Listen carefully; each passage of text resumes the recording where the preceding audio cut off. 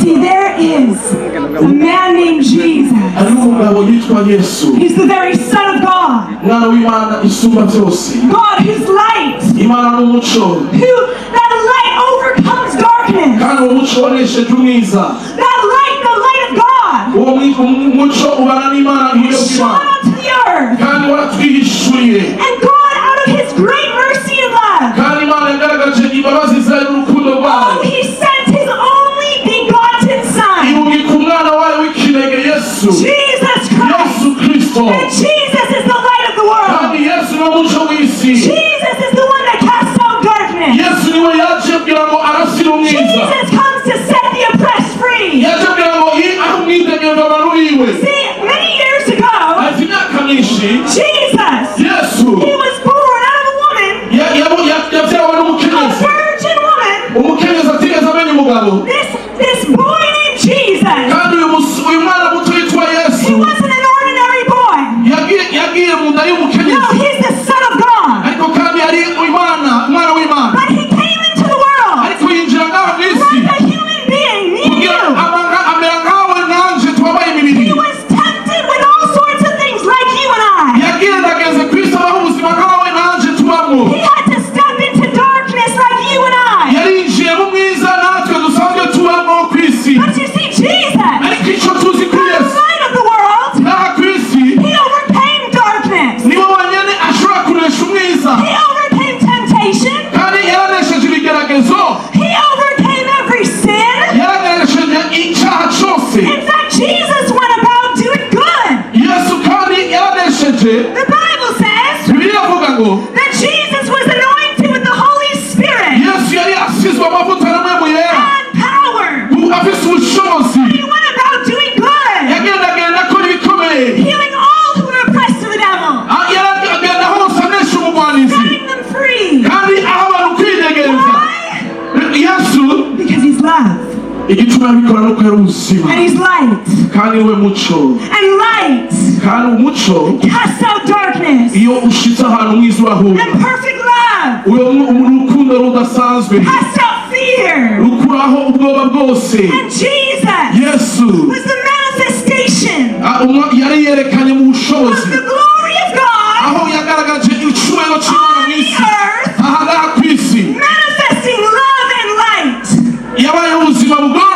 manifesting goodness, healing the sick. Oh, there were so many miracles. He's still doing miracles today. But there were so many miracles. Oh, there was a time that everyone crowded around Jesus. In fact, the crowd was so great, inside the house and outside the house it was full. There was no room to move around. A little bit like here tonight. A little hard to move, bodies everywhere. But Jesus was teaching goodness.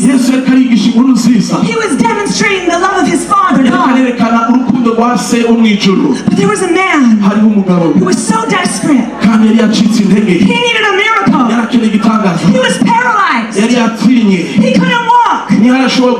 He was so paralyzed that 4 of his friends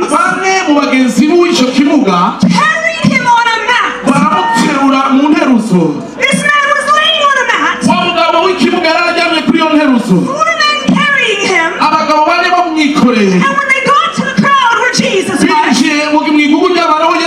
they couldn't get through. So they got creative. They went up on the roof. They dug a hole in the roof. And they lowered this paralytic man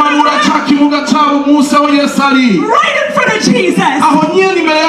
And Jesus saw the paralyzed man. He saw the faith. And He said, Sir, son, your sins are forgiven. Now, let me tell you something. Some of the listeners Some of the teachers around Jesus, they heard Jesus say, "Son, your sins are forgiven." And they started mumbling, "Who is this man that can forgive sins? This paralyzed man." But see, Jesus was demonstrating something. In fact, Jesus turned to the mockers. He said, "How hard is it to see this man healed? But so that you know that the Son of God, the Son of Man, has authority on the earth to forgive sins." Because he has forgiven, he has authority to forgive sins. Jesus said, "Get up and walk. Pick up your mat and walk." Instantly, the paralyzed man stood up.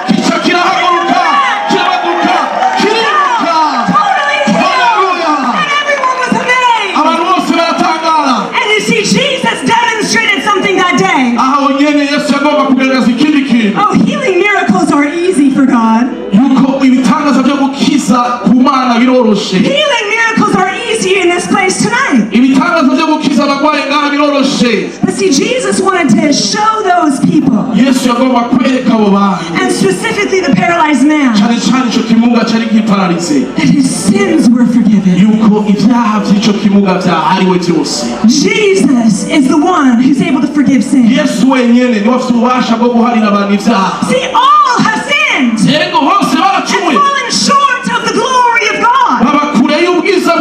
Remember, we said the glory is the goodness, the essence, the very nature of God.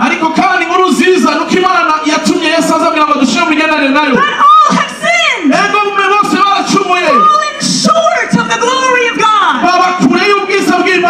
We need a Savior. We need someone who can forgive us. Someone who can stand in the gap. Because we've come short of the glory. What does that mean? There is a dividing barrier between God and human. Not because God wants that barrier. God created you in love. But you see, sin separates us.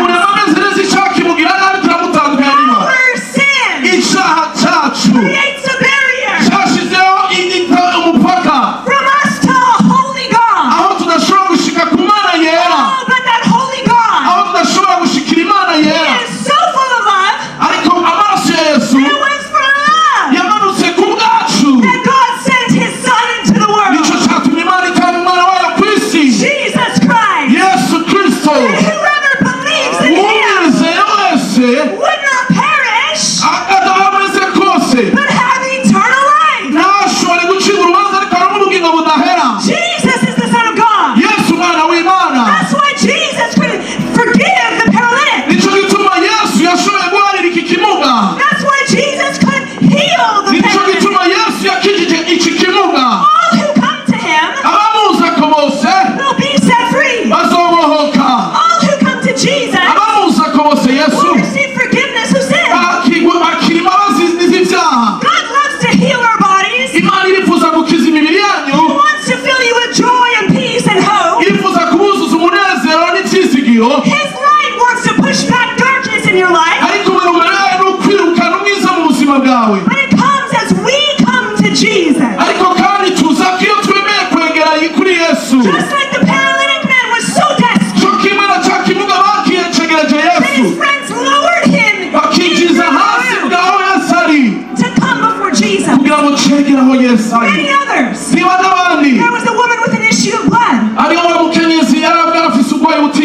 12 years she wouldn't stop bleeding. She tried all the doctors,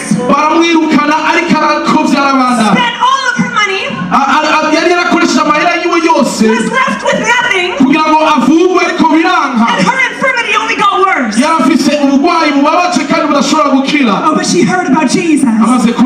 yumvise uwo mukenyezi She heard about Jesus' goodness. yumva ineza ya Yesu She heard about the miracles Jesus yumva does. ibitangaza Yesu akora And she said, I've got to find Jesus. hama acatangura kurondera aho Yesu ari See, a woman with an issue of blood in that day, uraba ico gihe umuntu afise ubutinyanka muri ico gihe oh, cyane she was ashamed. cari agakengegwe n'isoni mu kibano Culture said she shouldn't even come before people. ntivyari vyemewe yuko yegera aho abantu bari In fact, she should just stay in her house, yategezwa kuguma muhiri wabo closed in, ayicaye gusa ayiyugaranye separated from people yitandukanije n'aho abantu bari because of her blood issue. kubera ico kibazo co kumavirirana amaraso But she said, I got to get to Jesus. ariko kandi yaragerageje kwegera Yesu And she braved the crowd. hama arasunika ishengero ryari riri And she Yesu pushed through the crowd. hama arekera aho abantu bari babegereye And Yesu she got a glimpse of Jesus. aca akora aho Yesu ari She said, if I can just touch the hem of his garment, yibwira mutima ati hamwe no kura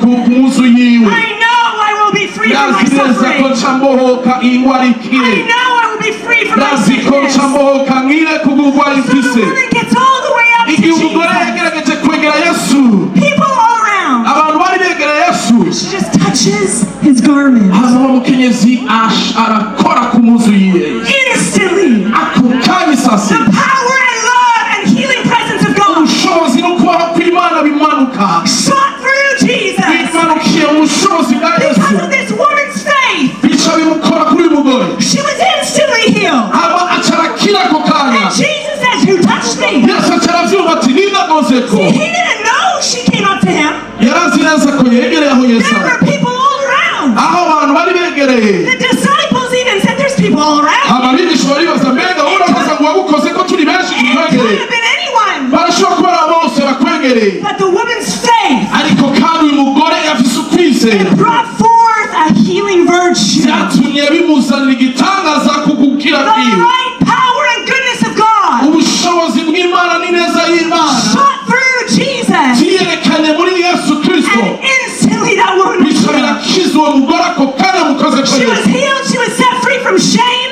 bica bimukura agakengegwa n'igisuzuguro yari afise She was set free from suffering. aca arabohoka mu mubabaro yari afise All because she understood vyose ivyo yari afise bimuremeye bimuvako if she could just touch Jesus, vyamusavye gusa gukora kuri she Yesu would be set free. aca arabohoka Tonight, the same invitation stands for you. n'ubu nyene ndafise ubutumire busa n'ubwo nyene All over the world, ahantu hose kw'isi we've seen many miracles. twabonye ibitangaza vyinshi Paralytics walking, twabonye abantu bagwaye bamuguruka cripples getting their twabonye movement ibimuga bimuguruka bigenda back, massive tumors dissolving, twabonye ibivyimba mu nda bikoroka totally blind eyes abantu opening, bari babaye impumyi twabonye Imana ibaha kubona deaf ears opening. abantu batumva twabonye Imana ibazibura We've amatwi seen people on their deathbed twabonye abapfuye bazuka instantly raised to life. bazuka Jesus does this. Yesu aracabikora He is the one who does miracles. Yesu aracakora ibitangaza kw'isi You see, Jesus came to earth none umunsi Yesu yaje kuri wewe not just to do miracles. kugira ngo nawe wigitangaza Remember, I said he was tempted just like you and I, uko uyu mukenyezi yatewe nk'uko but iwacu he never once sinned. uko uyu mugabo yagize Yesu yarageragejwe ariko nigeze acumura The only sinless human twebwe being to ever live. nawe turageragezwa tukagwa mu caha And because he never sinned, kubera ko Yesu yageragejwe ariko nigeze acumura and he only released goodness, ariko kandi yerekanye neza gusa love, and mercy and kindness. ukugira neza ubuntu vyagiye bimukurikira Jesus came for a purpose. Yesu yazanywe n'intumbero itomoye He went to the cross. yaciye ku musaraba He died a brutal crucifixion death, yapfuye urupfu rubi cane not because he had to. atari uko yari abikwiye He could have escaped the people. yari guhunga ntiyemere gupfa ku musaraba Jesus wasn't a prisoner. Yesu siwe yari imbohe canke The only umunyavyaha perfect sinless human being to ever live. umuntu yabaye kw'isi atigeze amenya icaha wa mbere ni Yesu Jesus did no wrong, Yesu nta kibi yakoze catuma aja ku musaraba but he came for a purpose. ariko yazanywe For n'intumbero God so loved the world kugira ngo akize abari mw'isi that he gave his only begotten Son, urukundo Imana yakunze abari mw'isi vyatumye itanga umwana we w'ikinege that whosoever believes in umuzima him wese shall not perish, ntapfe rubi but have eternal life. ariko aronka ubugingo budahera God didn't come to condemn the world. yazanywe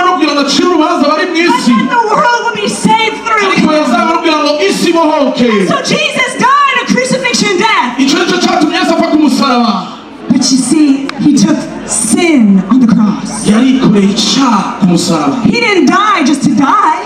Ntiyapfuye kubwo gupfa gusa He bisanzwe. died with a purpose. Yapfuye kubw'intumbero. The only one who could forgive sin. Umuntu wenyine ashobora guharira ivyaha. Just like he showed the paralytic man. Nk'uko yahariye wa ca kimuga cagiye bakizana. Jesus on the cross Ni Yesu ku musaraba. took every single sin. Ni umuntu atigeze amenya icaha na kimwe. Past, present, future. Yayikoreye icaha cawe c'akahise n'akubu. He took sickness, shame, and disease. Ayikorera n'indwara zawe zose n'ubumuga bwose. And he took it on the cross. Abikorera ku musaraba bishaka So umusaraba. as Jesus was nailed to the cross, Yesu yabambwa ku musaraba. every sin, every shame, every sickness was pierced with him. Icaha cose, agakenyegwe kose, indwara yose yarayikoreye ku So musaraba. once and for all, Kandi yabikoze rimwe gusa. the dividing barrier Akuraho rwa mupaka of sin wa wundi wazanywe n'icaha. that separates humans from God Utandukanye twebwe abantu ngo dushike ku would Mana. be broken. Arawukubita hasi. Jesus didn't stay on the cross. Yesu yegeye ku musaraba. No, he was placed in the grave. Yashizwe mu mva ntiyagumye ku musaraba But bamuragana on the muhanzi. third day, Arahambwa ku munsi ugira gatatu. Jesus raised to Asuka life mu again. bapfuye Yesu. He didn't stay dead. Ni abananije gusa He kuzuka. was resurrected from the grave. Yazutse mu bapfuye mu He mva. walked back on the earth, Ntiyazutse gusa turagendagenda mu isi. appearing to many, Kandi yiyereka benshi. and he's alive forevermore. Kandi n'ubu aracari ibihe byose. That same Jesus, Uyo Yesu nyene tuvuga. he's alive today at the right hand of N'ubu the nyene Father. ni muzima ngo akugirire And neza. he's giving you an invitation. N'ubu uyu munsi ariko aragutumira He's bene saying, data. who is desperate? Ariko arakubwira ngo kaze wowe urushe. Who needs forgiveness? Wewe ukeneye imbabazi ngwino. Who needs a miracle? Wowe ukeneye igitangaza ngwino. Who needs light to shine in their Wowe lives? ukeneye umuco urase mu mwiza w'ubuzima bwawe ngwino. God is light. Yesu ni umuco. Jesus is the light of the earth. Yesu niwe muco w'isi. And his light wants to come into your life Kandi tonight. umuco ukeneye kwinjira mu buzima bwawe. So here in a few moments, Umviriza muri we're umwanya. going to pray for miracles. Icyo ukeneye kumva. Many of you are going to be healed. Benshi ndazi ko mugiye gukira ku mibiri yanyu. Darkness is going to leave your life. Ego hagiye gukora ibikorwa bikomeye mu buzima bwawe. Some of your eyes are going to be opened. Amaso amwe atabona agiye kubona. But before we do healing miracles, Mbere yuko dusengera imibiri yanyu ngo ikire. Jesus wants to give the greatest miracle of all. Yesu agomba gukora igitangaza gisumba ibindi bitangaza mu buzima bwawe. And we want to give you an opportunity Reka naguhe akaryo to receive the greatest miracle of all. ko kwakira igitangaza gisumba ibindi bitangaza mu isi. Healing from sickness Umviriza gukira ukiza indwara. is important, it's good for this life, Ego birashobora kuguha akaryo ko kuba mu buzima bwa none. but only the salvation of your soul Ariko agakiza k'umushaha wawe heals you for all eternity. uzokagumana ibihe bidashira. Only the free gift of salvation Iyo ngabire duhabwa n'Imana y'agakiza gives you the opportunity to have eternal life with God, nivyo biduha akaryo ko kuronka ubugingo budahera muri Mana. never to be separated from Him again. Ntidusubire kandi kuja kure y'Imana Sin kundi. separates. Ntidusubire kandi kuba kure y'Imana kundi. Sin puts us in hell. Icaha cadushize kure dushira mu mwiza. But forgiveness, Ariko imbabazi za Yesu, salvation, agakiza, the mercy of God imbabazi z'Imana in Jesus muri Christ Yesu Kristo sets us free, nivyo bitubohora. sets us free from all Nivyo sin, bitubohora mu vyaha vyose. from condemnation and death, Nivyo bitubohora mu gucibwa so urubanza that we rwose. can have an abundant life with God, Kugira ngo turonke ubugingo busesekaye muri an Yesu. eternal life with Ubugingo Jesus. budahera muri Kristo Yesu. So tonight, Nico tuma we're jewe giving you an opportunity ngomba kuguha akaryo to first receive the greatest miracle of all. kugira ngo ubanze wakire igitangaza gisumba ibindi. This is the way light comes into your life. Ukuri ko twemera umuco w'Imana umurikira ubuzima bwacu. Miracles will happen, Ego ibitangaza biraba. but to receive light in your Ariko soul, kwakira umuco w'umushaha wawe nico kintu to gikomeye. receive light in your heart, Naho wemerera umuco urasira umutima wawe. it's about receiving Jesus. Ico nico twita kwakira Yesu. See, the Bible says that if we confess with our mouth Bibiri bivuga neza ngo niwaturisha akanwa that Jesus is Lord, yuko Yesu ari umwami, we believe in our hearts tukizeresha umutima wawe, and save us. aca yinjira mu buzima bwacu aduha agakiza. Now, who wants to receive salvation Niba nawe tonight? agomba kwakira agakiza muri Who ino joro. wants Jesus in your life Niba nawe tonight? agomba kwakira Yesu mu bugingo bwabo. Oh, mbega abantu benshi babikeneye. Abo bose n'ababikeneye. Even on the road, Oh, Imana mugumize amaboko yanyu hejuru gutya. those that are listening from afar,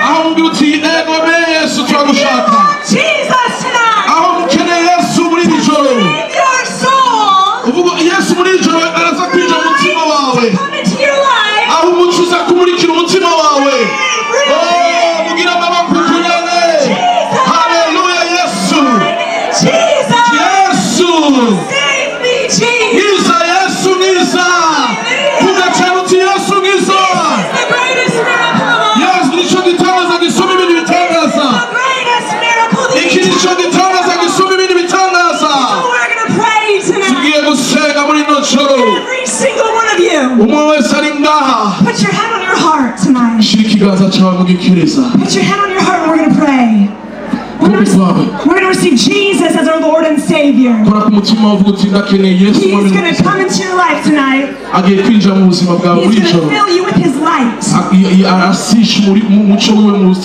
And cast out darkness. So with your hand on your heart tonight, if you can close your eyes, close your eyes. We're going to pray from the bottom of our heart. Repeat after us. Lord Jesus.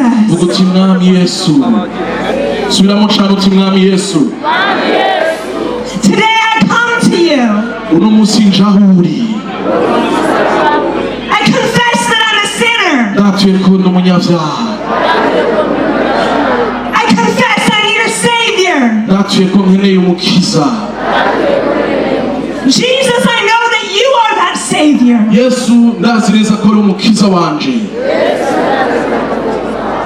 Jesus, I believe you died on the cross for me. To forgive me of my sin. To set me free from darkness and death.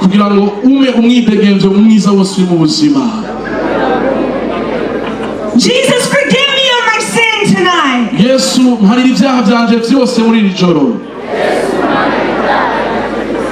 I believe you raised from the dead.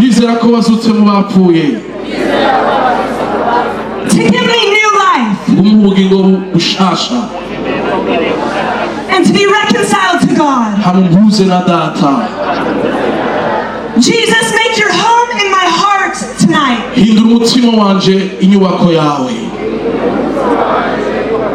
Be my Lord and Savior. Fill me with your Holy Spirit. Let me walk as a child of God.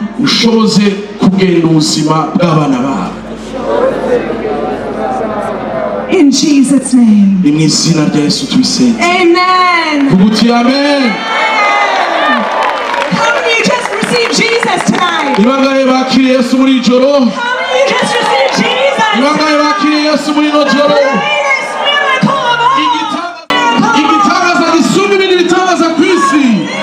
Hallelujah. How many of you feel the peace of God, the light of Christ in your life right now?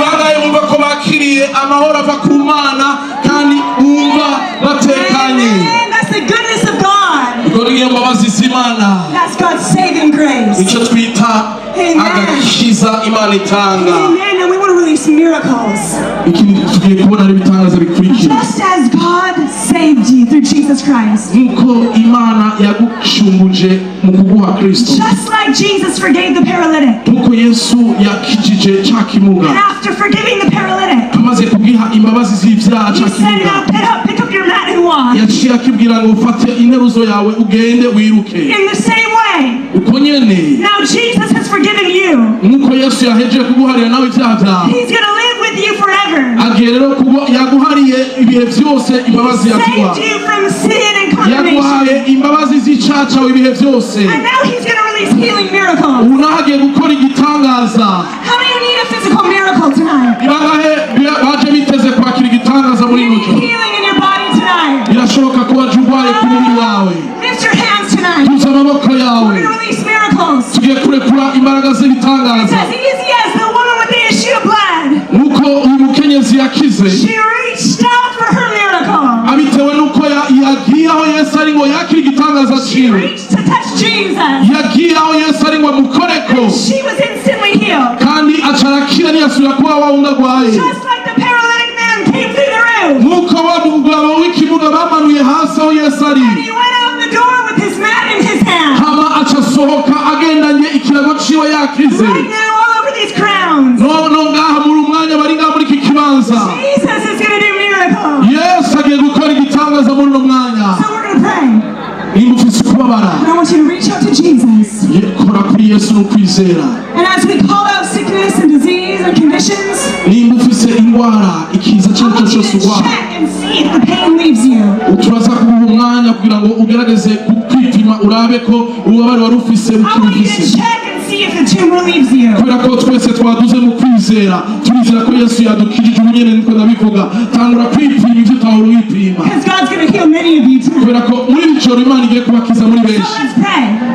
We're going to pray right now. tugiye gusenga umurindira gato Lord Jesus, mwami yesu I thank you for your healing virtue. ndagushima kubw'imishago yawe idukiza Lord, just like you saved so many tonight. mana nkuko wakijije benshi wahagakiza Lord, I thank you for many, many miracles. ndagushima rero kubw'ibitangaza byinshi The love and power of Jesus. ubushobozi bwa kristo ngaha Touching Burundi buriko tonight. burakora ku burundi muri iri joro Touching my brothers and sisters buriko burakora kuri bene data bari ngaha right now in Jesus' name. mwami nyene mu izina rya I yesu take authority over the spirit of infirmity. ndafashe miri ububasha bwose bw'indwara I take authority over affliction and disease. ndafashe miri ububasha bwose bw'ibiza n'indwara I z'ubwoko bwinshi command every pain, every sickness, every ndategetse ukubabara kose n'indwara zose ngo zigende zibarekure mu izina rya yesu speak to tumors, ndabwira ibibyimbe masses on the body. ibiri mu mibiri y'abantu Command those tumors ndategetse ibibyimba dissolve in biri Jesus' kure mu name. izina rya yesu To paralyze a paralyzed ndabwiye abantu bari pararize ubuparize bwose and the paralysis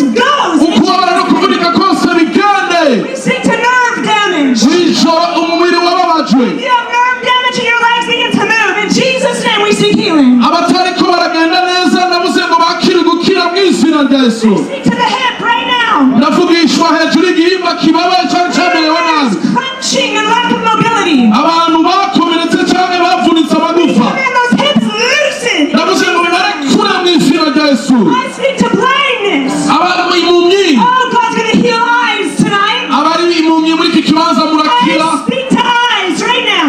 ndabwira amaso atabona mu ijoro Every ounce of blindness.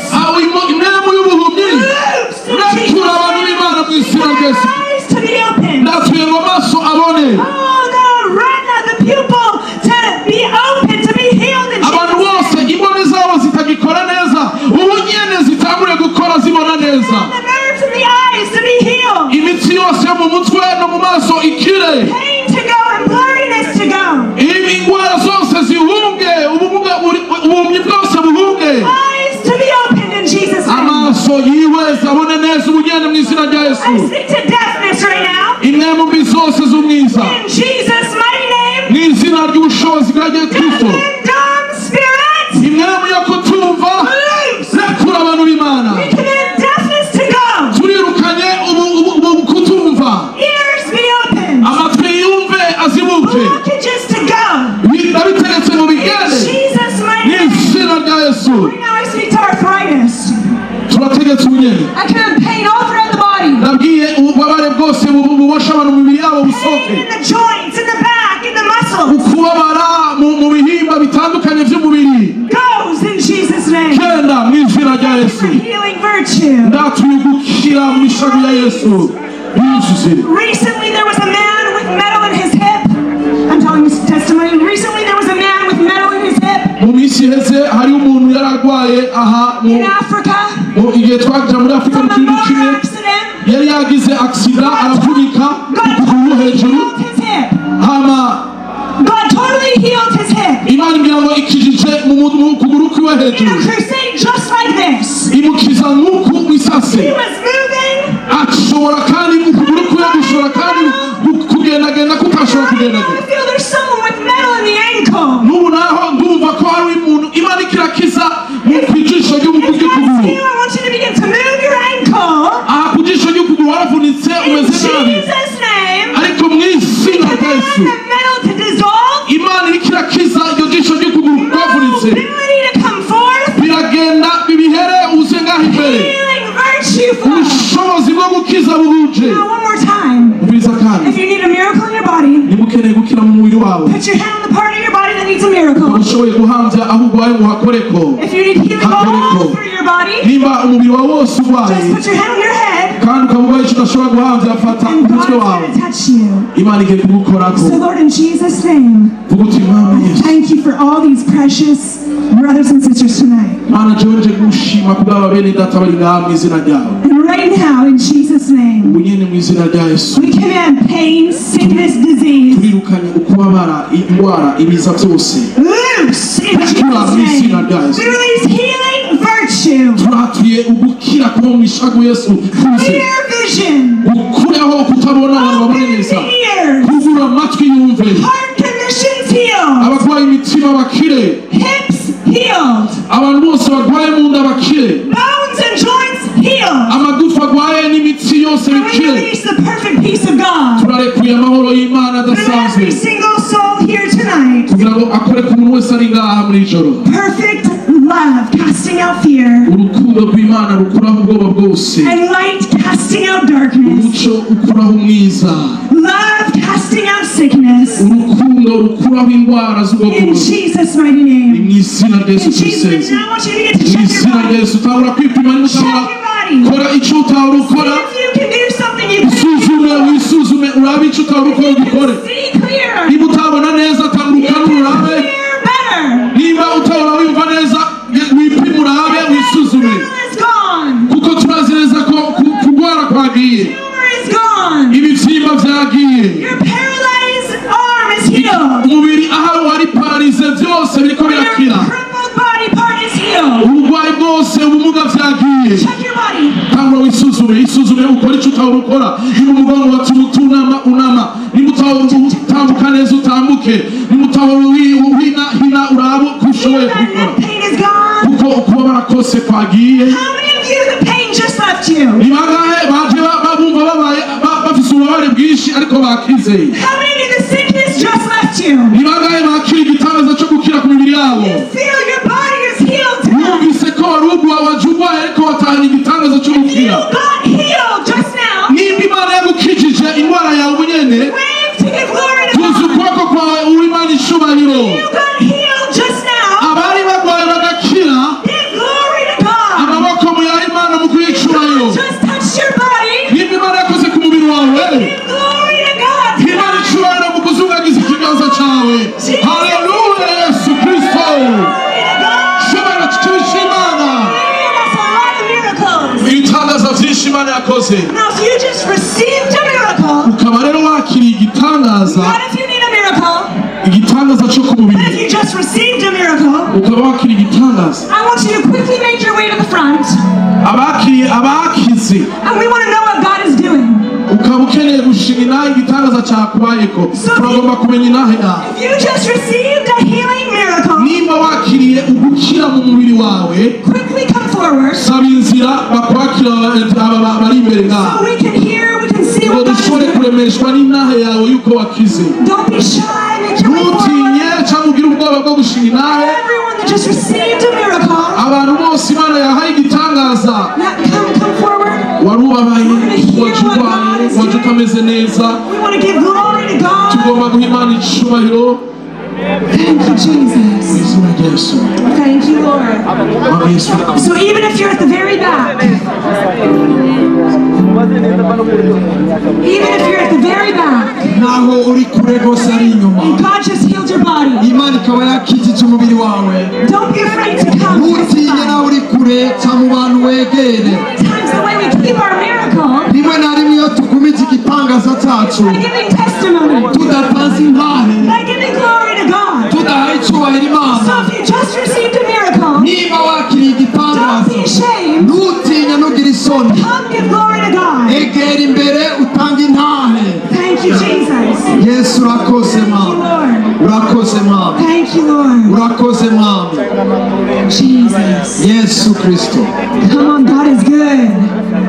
He's touching people tonight. yesu ariko arakora ku bantu Thank you, ngapfa Lord. Come on, Michael, what just happened here?